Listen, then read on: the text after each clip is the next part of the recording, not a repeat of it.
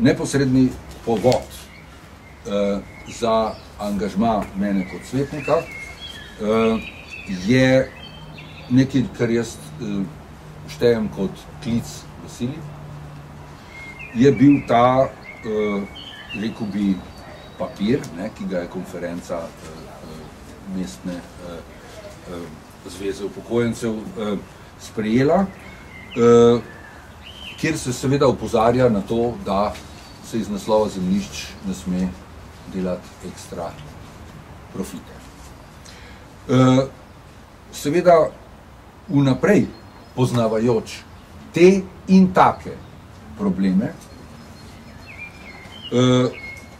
sem svoj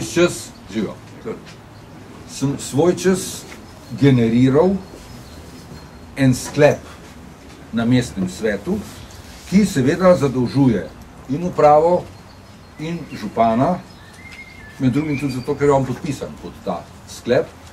To je ta drugi člen tega sklepa o ustanavljanju stavbnih pravic po 271 členu, na katerega se v materialih sklicujemo in ki ga moram prebrati, zato da boste seveda vedeli, zakaj pri stvari gre. Na zemljiščih, na katerih stojijo stavbe, ki niso v lasti MOL. Dom ni v lasti MOL, ampak je v lasti Republike Slovenije. MOL pa je v zemljiški knjigi še vedno vpisan kot lastnik vsega zemljišča, tudi funkcionalnega zemljišča in stavbišča, se lastnikom oziroma etažnim lastnikom prizna lastninska ali solastninska pravica na zemljiščih in zemljiščih, ki ustrezajo pojmu in obsegu funkcionalnega zemljišča po prej veljavnih predpisih. MOL lastnikom oziroma etažnim lastnikom izda zemljiško-knjižno dovolilo za vpis njihove lastninske oziroma solastninske pravice za vpis v zemljiško knjigo.